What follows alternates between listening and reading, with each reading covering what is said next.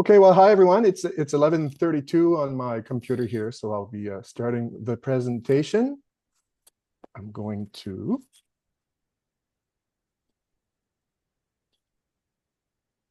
share my screen.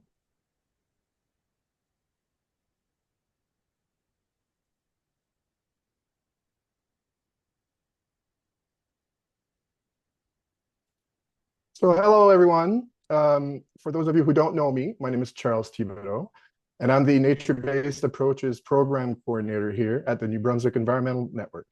I'll be your host for this webinar series. Rappelle que l'interprétation simultanée est disponible. Si vous en avez besoin, choisissez l'icône zone appropriée. Simultaneous translation is available, so please select the appropriate interpretation zoom icon on the bottom of your screen. If you do not require translation, please stay here on the main channel. Also a reminder that both channels will be recorded and shared with participants at the end of this series.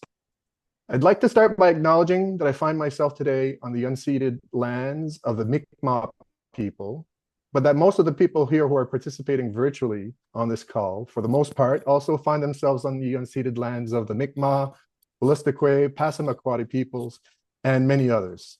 The vast story where I sit today is also called Wabanaki. It's covered by the peace and friendship treaties that these peoples first signed with the British Crown in 1726. The treaties were not about the cession of land and resources, but in fact recognized the titles of these people and established rules of what was to be a permanent relationship between the nations. I ask that we all take this opportunity to reflect on our relationship with the land and the ongoing process of colonization and decolonization that has a profound impact on the work of activists and environmentalists. The concepts of two-wide vision, seven-generation planning, and other forms of Indigenous traditional knowledge are essential to ensuring a sustainable future for our planet. So welcome everyone to the second in a series of 4 webinars. Thank you for being here with us today. A big thank you also to Patrick Murphy for his interpretation work and the others on our team. We have Paul Gregory from Nature Canada, who helped organize this webinar series, as well as Adam Cheeseman with Nature New Brunswick. Our technical helpers today, Eleanor Wilner-Fraser and Amanda Page from the NBEN, and all our speakers who have made this series possible. Thanks also to the New Brunswick Environmental Trust Fund for making this event possible. For those who do not know me or where I work, the New Brunswick Environmental Network was established in 1991 and is a communication network that links together some 100 nonprofit environmental organizations in the province. Why is the NBN working on nature-based climate solutions? Well, they help promote our member organizations, their work, especially watershed associations and concerned citizens groups.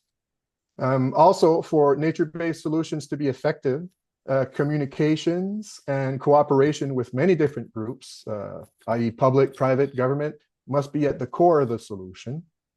And finally, nature-based solutions are not only cost-effective and last longer than conventional gray infrastructure, but also address climate change and sustainable development goals. From the beginning of the planning of this webinar series, we wanted to provide a structured and informative sessions that will help equip participants with the knowledge and tools needed to successfully incorporate nature-based solutions into their communities. It aims to educate participants on the benefits and implementation of nature-based solutions, provide case studies and practical examples of successful integration of green infrastructure projects, and discuss the financial, environmental, and social advantages of nature-based solutions, including avoided costs from extreme weather events and reduced liabilities. With this in mind, we developed this 4-part online webinar series. Welcome again to part 2. So today, part 2, at this time last week, when we got to this point in the agenda, I presented a short 10-minute presentation on what nature-based solutions are and why they are important.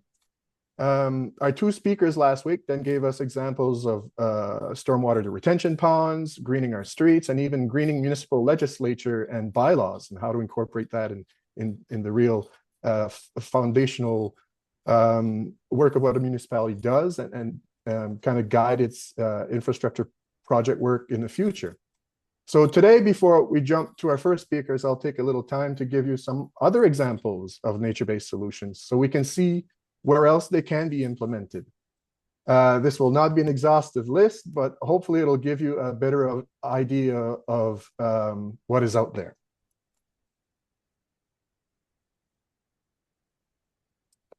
So examples of nature-based solutions. We often find them in urban regeneration context. In fact, this is probably where nature-based solutions were first started, or a big, at least a big foundation of it. One of the big examples is the Cheonggyeoncheon stream in Seoul, South Korea. Essentially what they did there is they recovered a stream that was a highway was built over. And some 20 years after, they see a lot of benefits that come out of that, and it helped to quantify the benefits that that came out of that. And nature-based solutions were kind of sped up in their introduction after this case study. If you want to learn more about this one, I suggest you look at the Wikipedia entry of this project. It's quite informative and inspirational as well. More of a local example, I guess, in Nova Scotia, another example of urban nature-based solutions in urban regeneration is the Recover Initiative. So what they do there is, instead of demolishing old buildings, which we have a lot of in Canada, and creating a lot of waste, is designing an envelope that can be built on top of the existing infrastructure. So rendering them a lot more efficient and even pushing them to net zero a lot of times. They've gotten a lot of positive feedback, and they're also looking to expanding across Canada now. But there's another example of how a nature-based solution can be incorporated in urban regeneration projects. Of course, we have community gardens and farms, which are also important projects to address this. The first picture there is a local community garden in the town of Shediac, not far from where I am.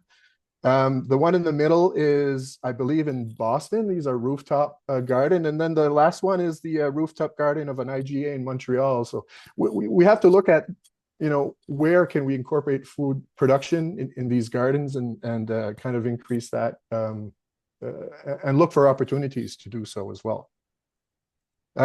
Forest and vegetation, protecting them also is very important to address climate change and sustainable development. We're lucky here. Where I am situated, we have a lot of nature parks and trails, but the importance of them can be felt in urban situations as well, and should be encouraged, if not encouraged more, to protect more land. Of course, nature-based solutions can also be developed for rainfall events. I would suggest here that one of the biggest challenges in handling a heavy rainfall event is the permeable surfaces we have. Just look around you, your home, your cars, the roads, everything is impermeable. And where that rain falls on that roof, at one point it landed on earth and was absorbed in the ground. And now they don't have that. So that's what's taxing our stormwater systems and everything. And it's with climate change overcharging that infrastructure. So permeable surfaces can address that. You can incorporate them in many different areas, in parking lots, in trails, in streets. There's different ways of doing it. They do work in winter as well. And they can be incorporated with other solutions. I did mention rain gardens. That's one of those solutions that they can be incorporated with. We see here the top 3 pictures are local examples in New Brunswick. The bottom 3 are, I can't remember where they're from, but they're kind of nice looking. I use these pictures to kind of inspire me to say that we have to think of rain gardens a little bit bigger too.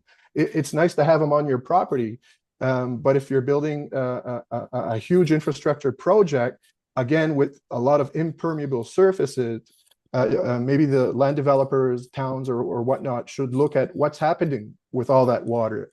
Is it being handled or absorbed in rain garden sites on site, on property, or is it being pushed to other properties? There's also constructed wetlands. So this is kind of taking the rain garden concept and pushing it even further. working with your natural assets that you've identified on your territory, and if development is at that point, using them to your advantage, and creating these constructed wetlands areas and zones. Urban heat, of course, green infrastructure can play a big role here. Greening of roofs and walls. We can see some pictures here. These is from the town hall in Sackville, New Brunswick, the first and the last one. The first picture, I think, is them expanding their green roof because it was working so well and the staff loved it so much. And I believe the middle picture is of one being built on a building at Mount Allison in Sackville.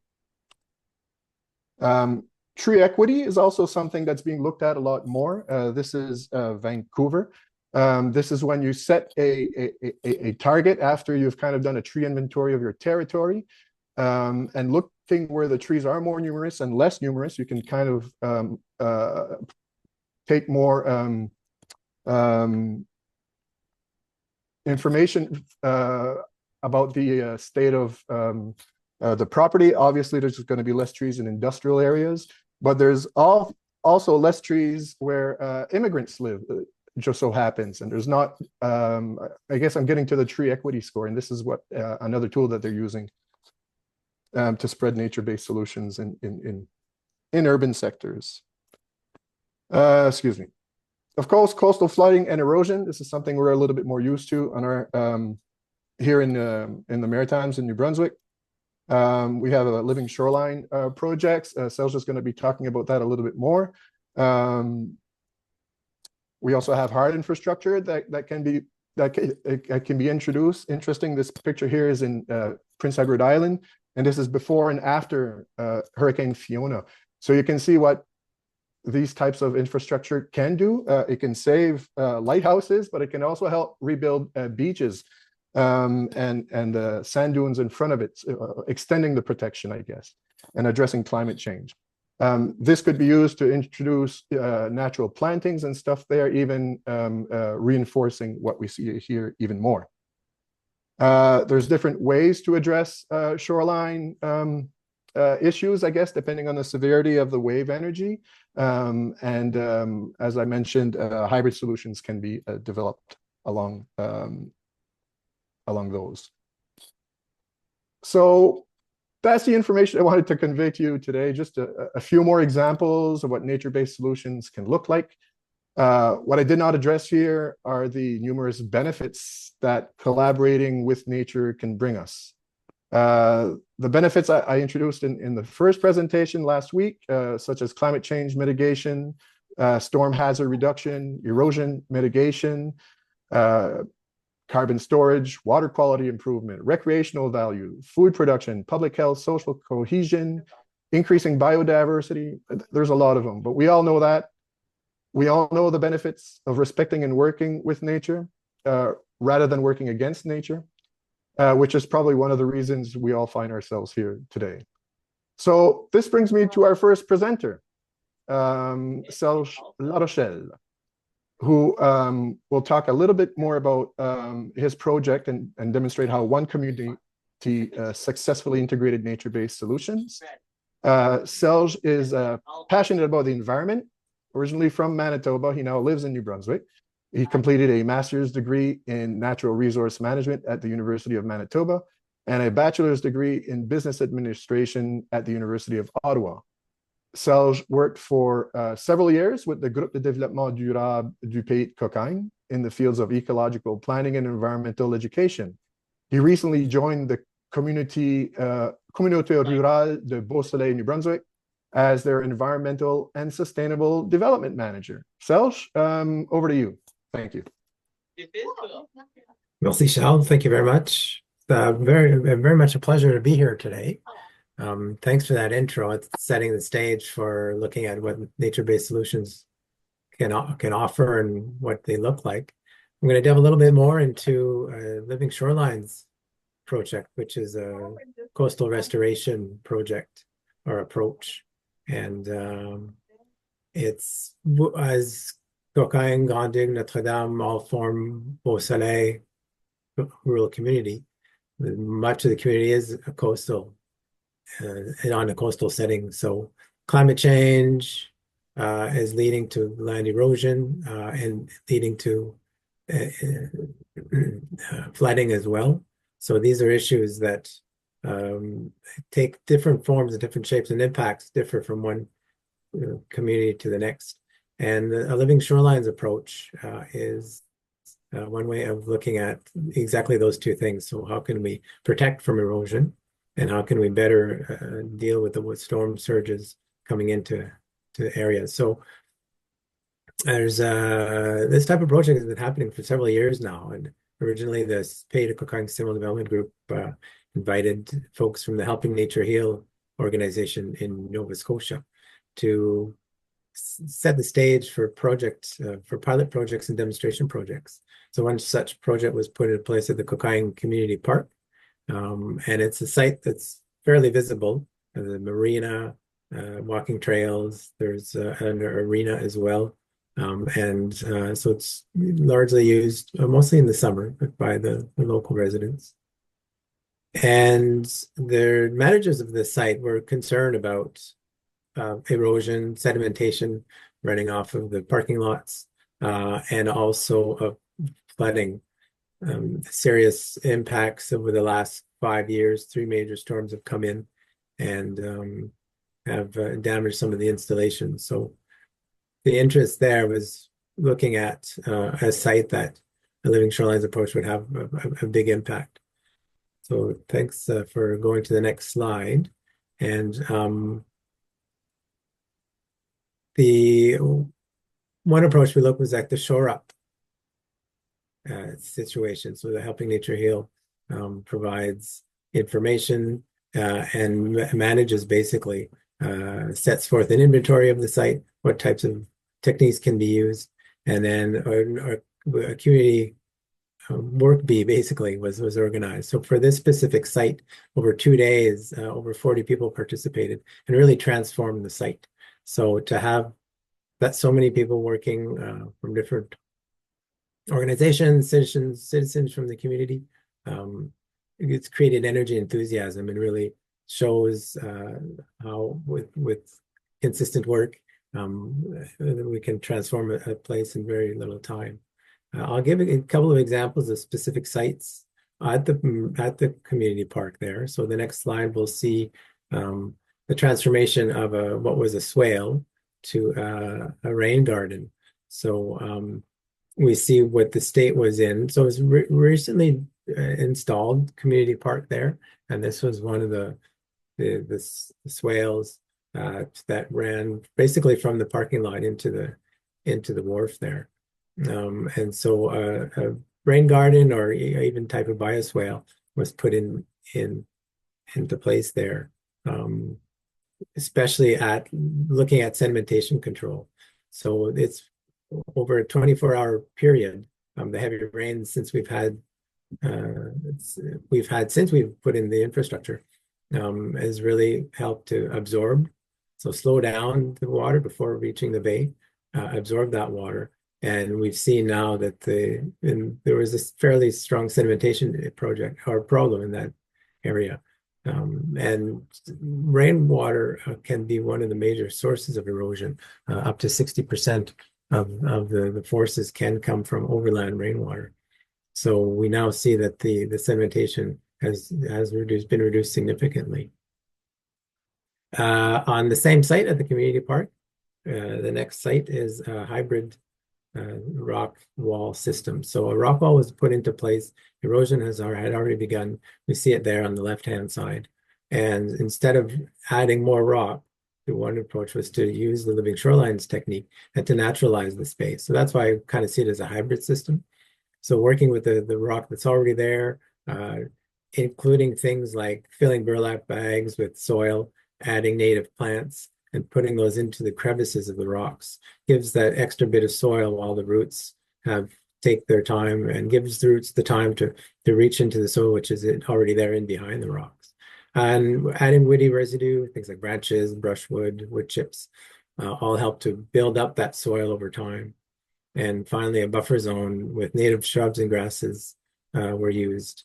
And that too helps to kind of maintain things in place. And eventually the big purpose there, the objective there is to look at building up plant matter so that root systems can get in behind and protect and cover that rock wall.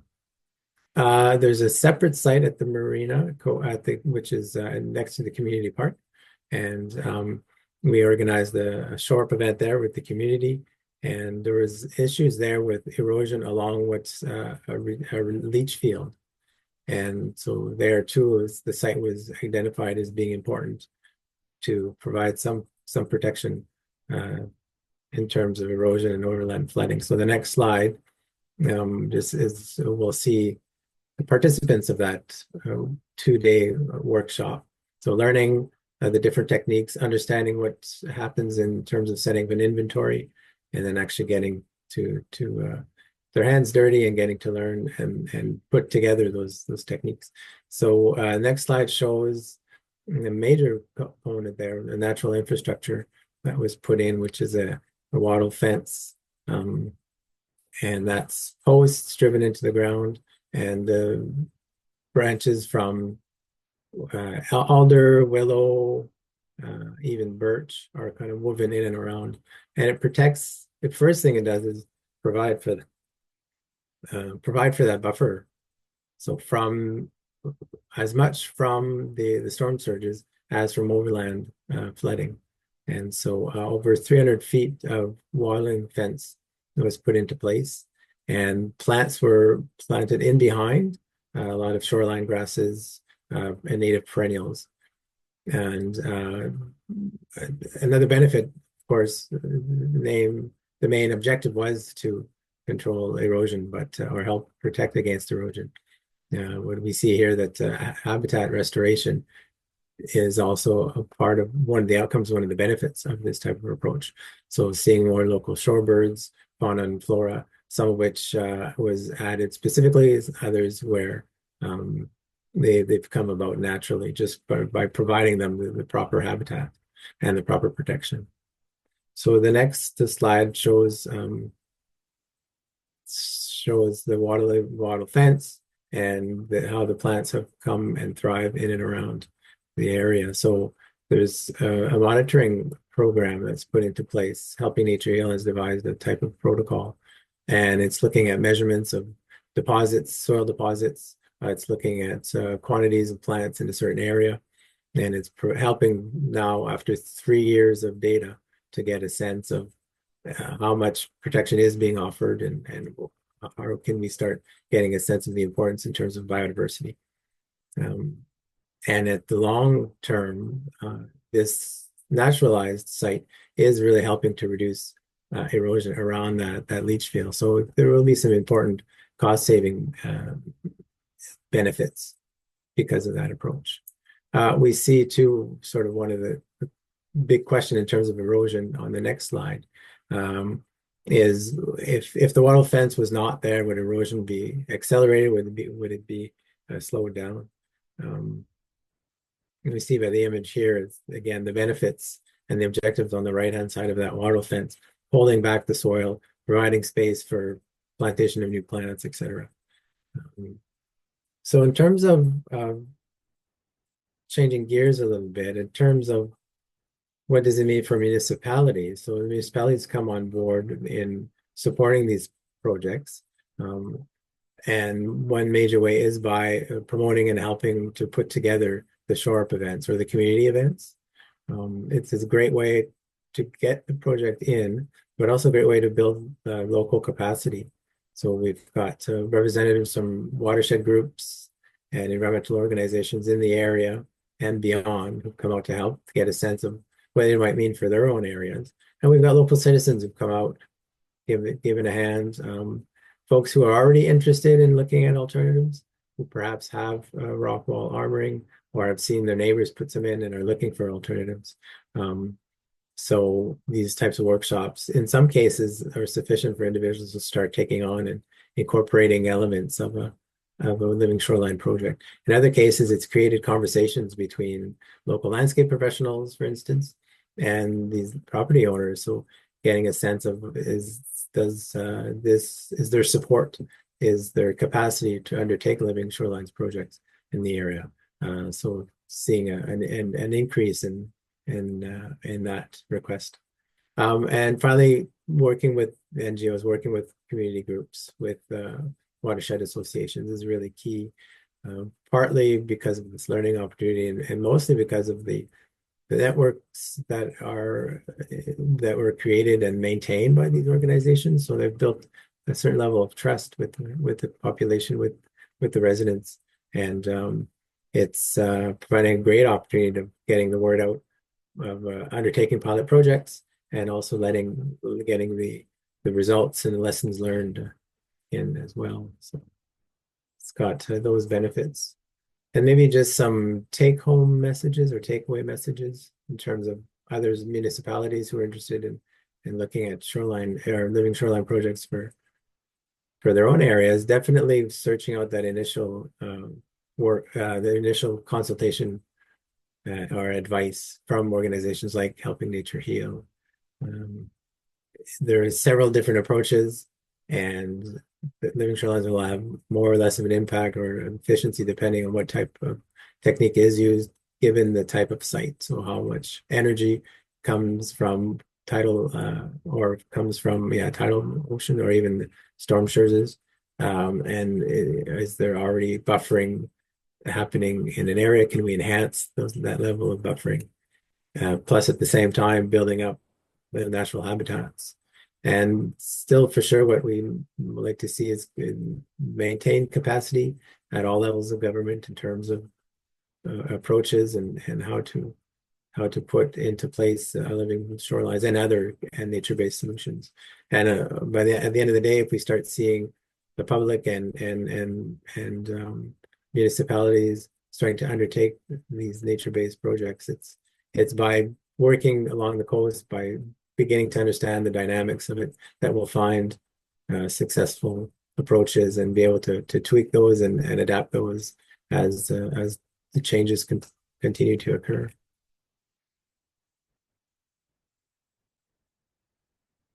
So I had a final slide there looking at just the different partners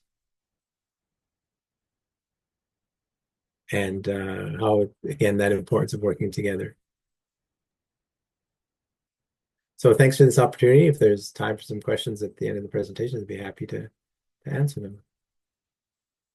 Thank you, Sal. Sorry, I screwed up on the slides there, having multiple screens. No worries. I saw them move along. Thanks for doing that. So thanks for that, Selj.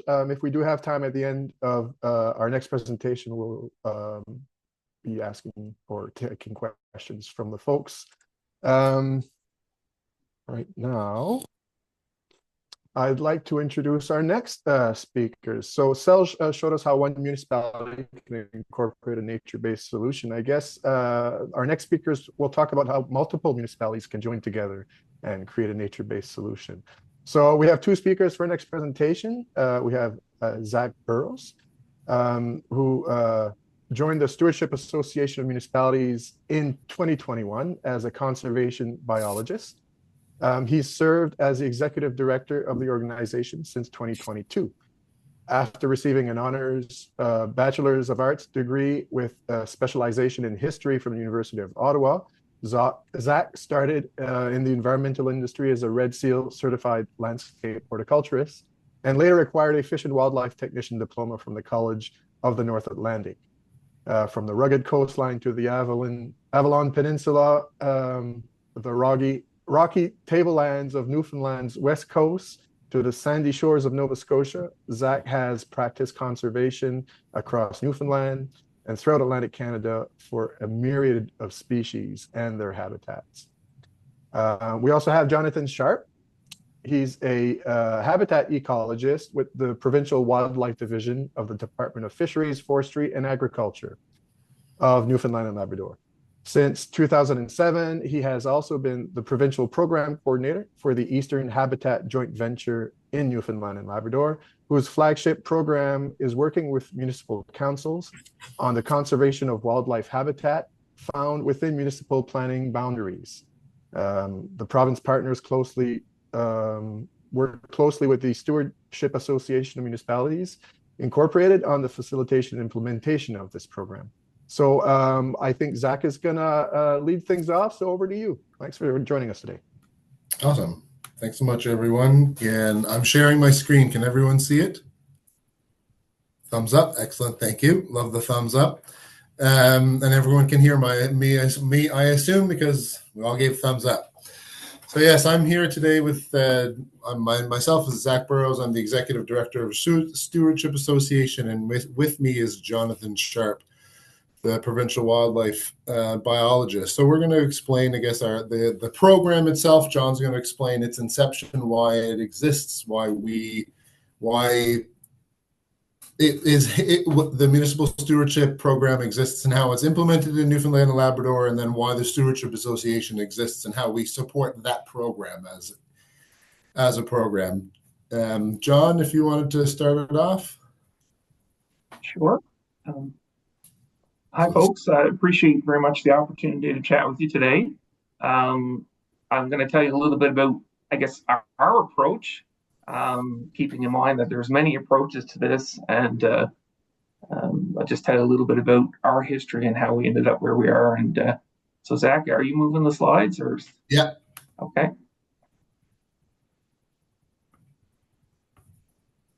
Yes, I am. I just need to find it. Here we go. Sorry, that's everyone seeing that screen.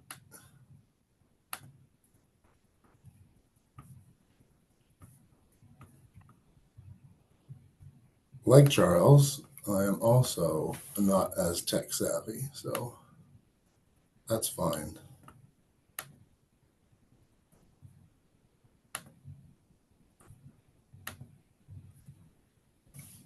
Can we see it now? Oh, there we go. There Thanks. we go. Yeah. So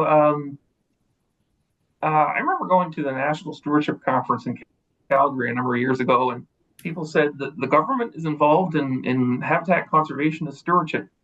And people were kind of amazed by that at the time. And I didn't really realize the context of that. And I said, yeah, we are. And we like to define, I guess, what we're involved in, because part of that puzzle is trying to have some sense of where you approach it from. And so when we're working with municipal councils, they understand very much and talk a lot about financial and economic stewardship, for example. And so we do define that as, I think it's one of the dictionaries, I think Webster's defines as the careful and responsible management of something entrusted into one's care. And you tend to see pictures like this when you think of stewardship. Now let's move forward a little bit, Zach. I don't know if I tend to think of it in terms of my children, in terms of stewardship. And when we talk to municipalities, often that is what municipal councillors are thinking about as well. It's one of the primary reasons they're involved. And there they are, as to why they do what they do, and we find that resonates a lot with municipal councils and staff, people like yourself, Serge, I'm sure, in terms of why you're involved in what you do. So we can move forward again. So this is part of the Eastern Habitat Joint Venture, as you heard in, I guess, my introduction. And when in 1989, when Canada really got involved in this, and certainly the Eastern Habitat Joint Venture, which of course includes New Brunswick. Our original focus was certainly, and still remains, on wetlands for ducks, right? It was all about, can we rear up some ducks and send them down to the United States, mostly so they can shoot them, to be quite honest. We were trying to bring back waterfowl populations at the time from 1970s lows, but that was kind of the history. Things have evolved a bit, and in this province, we were wondering how, so I should back up a little bit and say in a lot of the parts of certainly the maritime provinces and most of Eastern Canada, a lot of the joint venture programs involve digging holes and building dams. And so we're trying to create new wetlands that have been lost or restore ones that have been lost. In this province, we haven't experienced a significant percentage of loss, thankfully. We've lost plenty of wetlands, but not nearly on the scale that has happened in, say, Nova Scotia, for example, or Prince Edward Island in particular.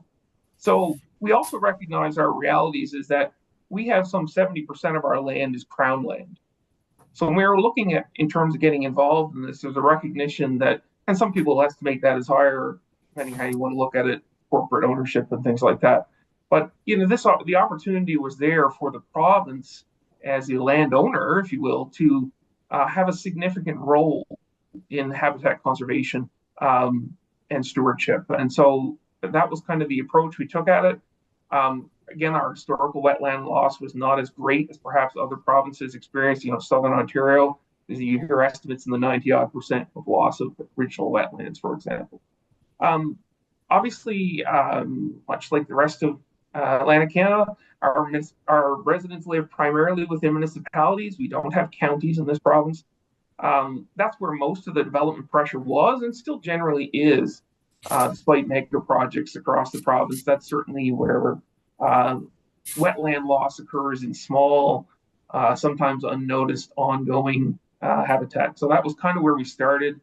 So again, this tale of two governments. We recognize that municipalities within the province, as another entity with jurisdiction over land, in addition to the Crown, the municipalities have a jurisdiction in terms of the management of the land through their municipal habitat.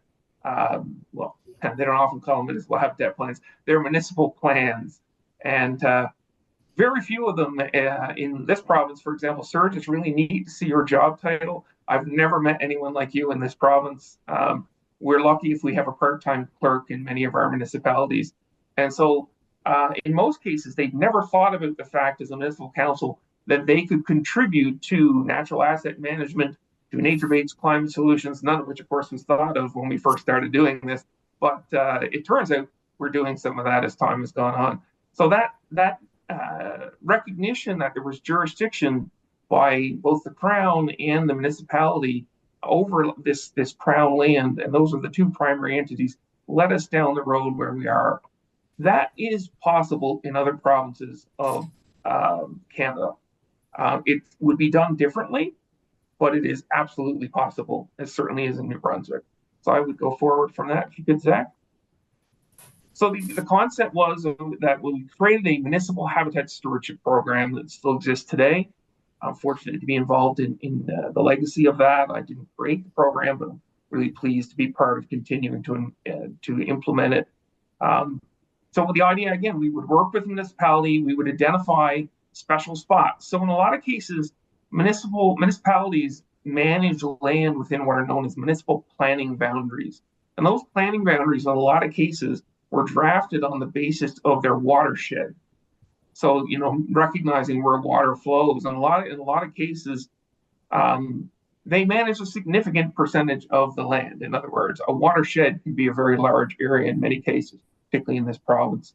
And so there was a recognition that they could play a large role in this. So what we formally do is we work with them to sign an agreement between the province and the municipality, the two owners, if you will, of that land, the two managers, the two stewards of that land, seeking to conserve important areas that we find within that.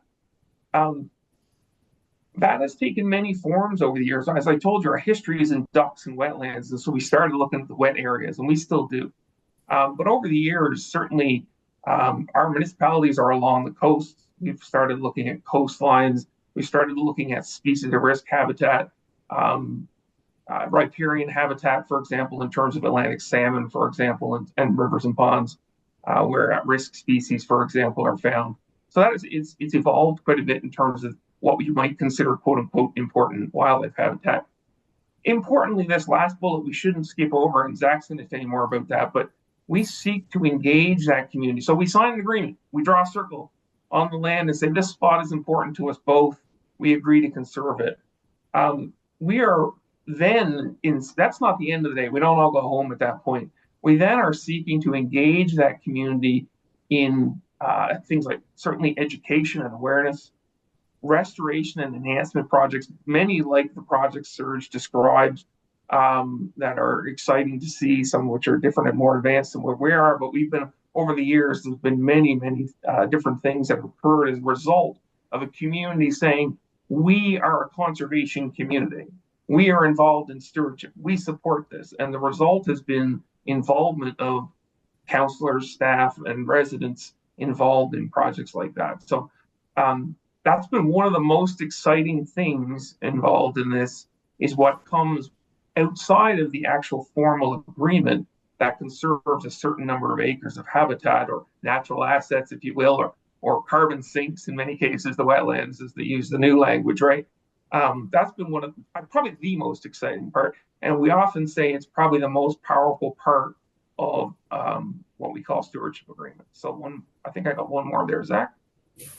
So yeah, so that agreement commits us. You can see at the end of the day, there's a map and there's a polygon of an area that we conserve. We signed the first in 1993. There's some 50 odd now in the province that are involved in this now. I think we're over 72,000 hectares or something, or acres or whatever it is across the province. And we've had a little bit of success, we'd like to think, at doing that. Probably over 85% of the people of the province live in a stewardship community at this point. Probably half of those agreements have been re-signed over time, where we've expanded the acres of agreements, or the acres of habitat, sorry, that were involved in the initial agreement, where they've come back and said, hey, this isn't such a bad thing. Let's include additional areas within this. And over time, one of the big parts of doing this is managing future development in partnership with the municipality. And as Crown land, we can have an influence as a mutual partner for the Crown can, as well as the municipality through its development. And the agreement is essentially an intent to zone. So the town agrees that we are going to zone this piece of habitat conservation or environmental protection. Your language in New Brunswick may be different, but and we want appropriate zoning, and then the partners manage that land in light of that zoning. And we can remind them that this was the commitment of past councils, and vice versa over time. So I think, is that all for me, Zach, or is there one more? Yeah, no, I think that's it. Oh, okay. Goals, yes. I mean, no, this is a nice segue now. If you wanted to take this last slide, John. Okay, Zach, I think at this point, this is kind of moving into the Stewardship Association. So the Stewardship Association, we exist. We are a nonprofit that it's a province-wide that exists from Labrador to Newfoundland. And we are a province-wide environmental nonprofit that supports our members, our municipal members that have signed these agreements. So municipalities sign the agreement, and this is between the province and the municipality. And this is a formal declaration of their public commitment, as John said, through the municipal planning zoning process, through their municipal plan, through development regulations. It's a formal commitment. And then we as an organization are there to support them in this engagement, in their stewardship of those areas and conservation of those areas. But as John, it's often the indirect support that we are able to provide, knowing that capacities are municipalities in Newfoundland and Labrador, and especially in rural Newfoundland and Labrador, they struggle with capacity issues. So it's a way for us as an organization to support these municipalities in their conservation and stewardship of their important areas they identify, but then also the engagement of their residents in this concept. So I'm just going to take a step back. The goals of the agreement are about, like I said, empowering these communities to take protection of their wildlife habitat. So they've drawn a boundary and identified these as important. Well, they're now empowered to do that through the agreement, through the municipal plan, which the agreement would be incorporated to, and then through and just engaging us. We are then assisting these communities in identifying these important natural assets, which are then used as natural assets in terms of the money value given back to the economy, given back to the community. We're maintaining and increasing the wildlife use of these habitats. Stewardship is both an ethic and an action. So the action is actually protecting these areas. Stewardship is protecting these areas in a municipal plan, drawing that boundary, and then managing those areas. That's the action. And then the ethic comes through in our education and awareness, and the fact that it's such a public declaration from these councillors, from elected officials in their town, from the staff people. So it's a public recognition that the town is saying these are important areas. We care about them and we value them, and we want to make sure that they're there for future communities, for our future residences. So I'm going to keep. So who are we? We're a nonprofit that works to support our 50 member municipalities. We do this. We manage our website. On our website, we've got every profile of all our 50 members, which then show that beautiful areas on a map, summarize the biodiversity within these areas, provide a reflection about why it's important. And so we house their profile on our website. We promote it through social media. There's educational resources on this website. There's funding sources. So this is one avenue we're able to support our members just by providing them with this avenue for engagement. Our funding partners, this is who funds our work. So it as John mentioned, our foundation was in wetlands, but we've been able over the years realizing municipalities have a holistic approach. They're looking to support conservation of their entire planning boundary, and that's not just on wetlands. So it is important to be holistic and approach the salmon habitat within or the important salmon rivers within that if they have, or species at risk habitat. So we are able to identify different areas and significant wetlands. So we approach municipalities, which ones we find that they have valuable habitat and we've identified them having valuable habitat, or they approach us based on their needs. They've said, hey, we have a really important wetland in our town. We want to do something to protect it. And what can we do? What options do we have available to us? So this is just demonstrating that it's not one type of species or one type of habitat. It's approaching the entire municipality and supporting them in their goals of a whole stewardship conservation mindset.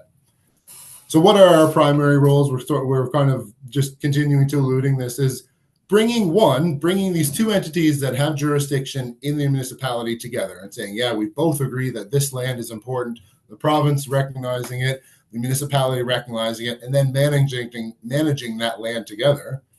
But then we're also engaging these counselors. We're engaging the staff. So it's not just one message going to one individual, but it's supporting the council and their understanding of why it's important through stewardship and engagement and protecting these natural assets.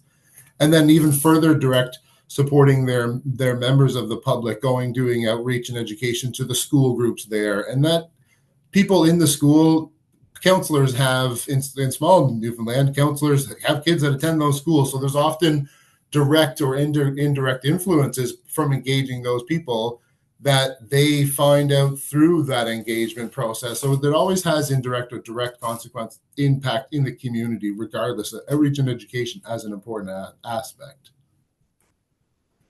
How does it benefit? We're protecting these areas. So making sure that in 50 years, you can return to that same beautiful area along the shoreline, that there's walking trails in there, that you can still return to that beautiful area because it's managed for perpetuity for the community.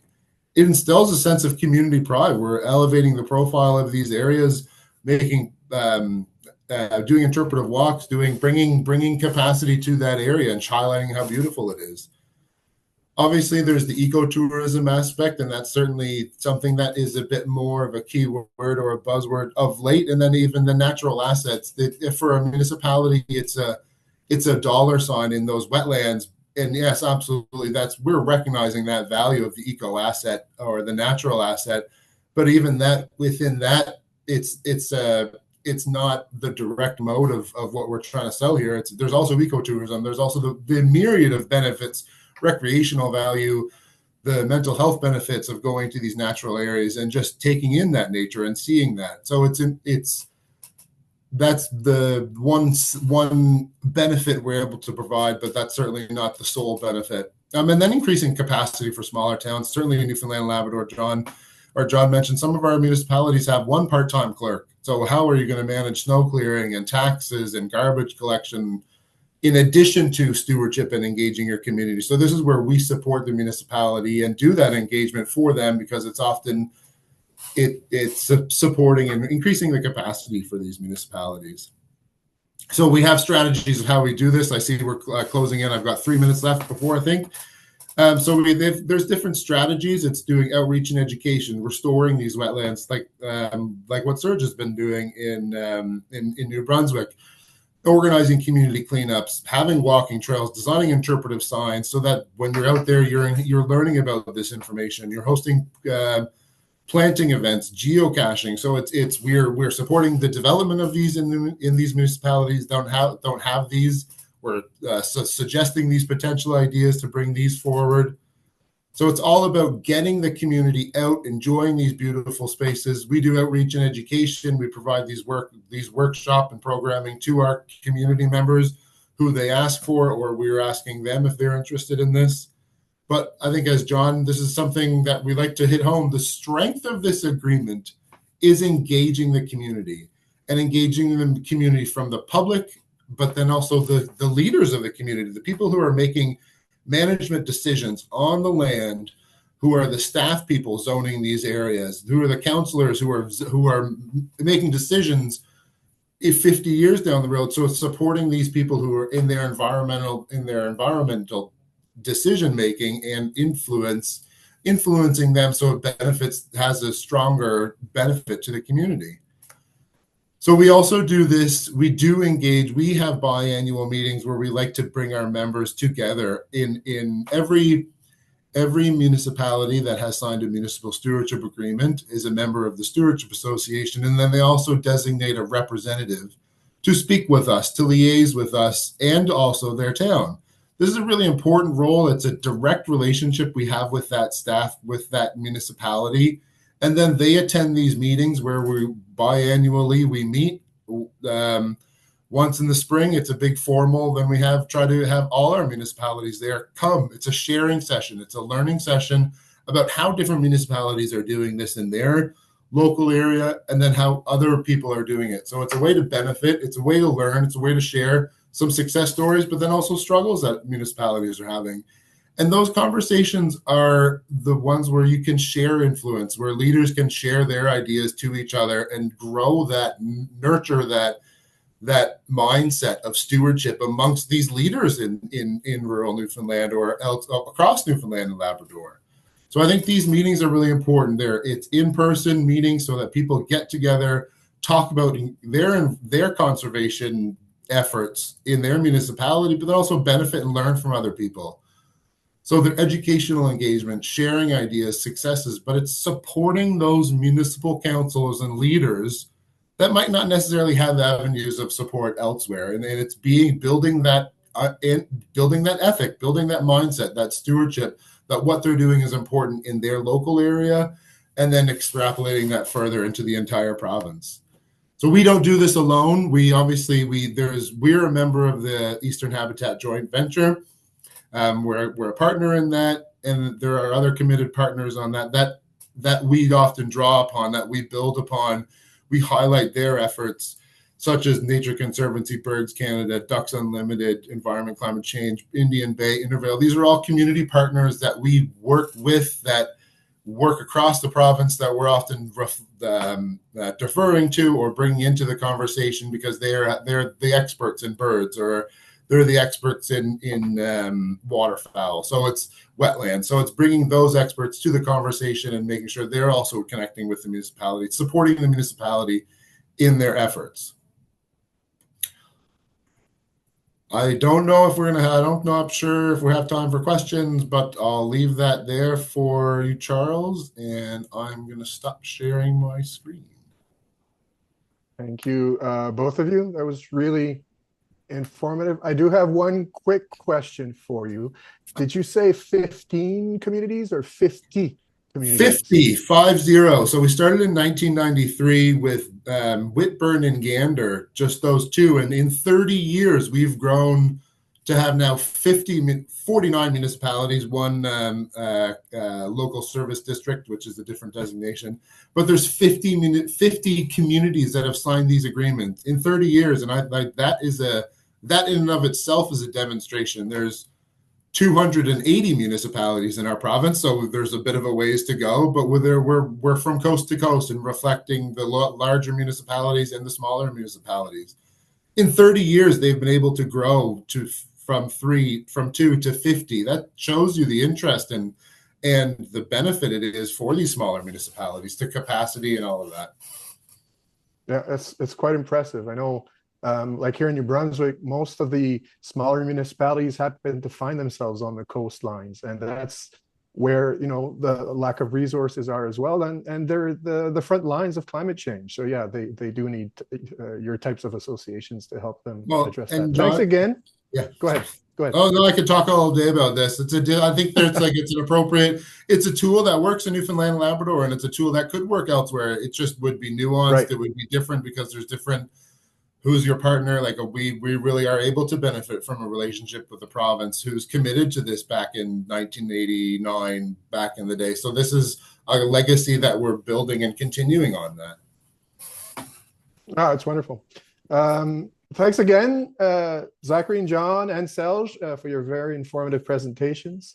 Thank you, Patrick, for your interpretation work today, as well as Eleanor and Amanda for your technical help, and everyone who joined us today.